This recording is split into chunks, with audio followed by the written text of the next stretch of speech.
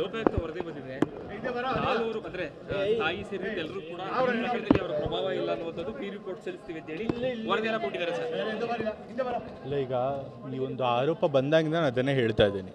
ತಂದೆಯವರಾಗಲಿ ನಮ್ಮ ಕುಟುಂಬದವರಾಗಲಿ ಇದ್ರೊಳಗೆ ಯಾವುದೇ ಒಂದು ಕಾನೂನು ಬಾಹಿರವಾದಂಥ ಕೆಲಸ ಮಾಡಿಲ್ಲ ಅಂತ ಹೇಳಿ.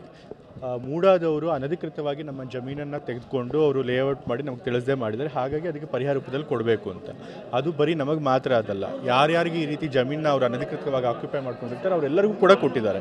ಅದೇ ರೀತಿ ನಮಗೂ ಕೂಡ ಕೊಟ್ಟಿದ್ದಾರೆ. ಆದರೆ ಅದನ್ನೇ ಒಂದು ದೊಡ್ಡ ಹಗರಣ ಅಂಥೇಳಿ ಬಿಂಬಿಸಿ ಅಪಪ್ರಚಾರ ಮಾಡಿ ಮುಖ್ಯಮಂತ್ರಿಗಳ ಅವರ ವಂಚಸ್ತಿಗೆ ತೆಕ್ಕೆ ತರುವಂಥ ಕೆಲಸ ಮಾಡಲಾಗಿತ್ತು. ಬಟ್ ಆದರೆ ಇವತ್ತು ಲೋಕಾಯುಕ್ತದವರು ತನಿಖೆ ಮಾಡಿ ಅದರೊಳಗೆ ಯಾವುದೇ ಅವರ ಆರೋಪದಲ್ಲಿ ಹುಳ್ಳಿಲ್ಲ ಅನ್ನೋದನ್ನು ಸಾಬೀತು ಮಾಡಿಕೊಟ್ಟಿದ್ದಾರೆ. ಕೋರ್ಟ್ ಕೂಡ ಅದನ್ನು ಒಪ್ಕೊಳ್ಳುತ್ತೆ. ಸೊ ಹಾಗಾಗಿ ನಾವೇನು ಮೊದಲಿಂದನೂ ಹೇಳ್ತಿದ್ದೀವಿ, ನ್ಯಾಯ ಸತ್ಯ ನಮ್ಮ ಪರವಾಗಿದೆ ಅಂತ ಅದಕ್ಕೆ ಜಯ ಸಿಕ್ಕಿದೆ.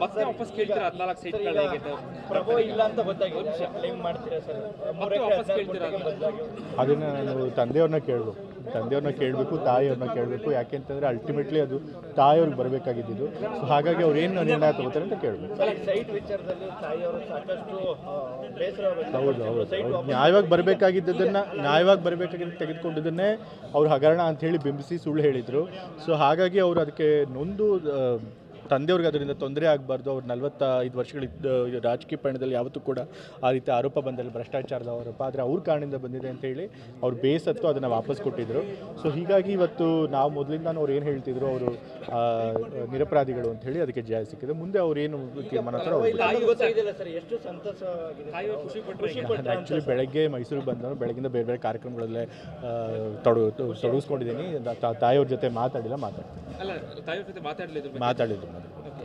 ಸರ್, ಕುಮಾರಸ್ವಾಮಿ ಅವರು ಒಂದು ಹೇಳಿಕೆ ಕೊಡ್ತಾರೆ ಸರ್, ಈ ಲೋಕಾಯುಕ್ತ ವರದಿನ ದೇವರೇ ಕಾಪಾಡಬೇಕು, ಅವ್ರು ಇಷ್ಟ ಬಂದಂಗೆ ಬರ್ಸ್ಕೊಂಡಿದ್ದಾರೆ.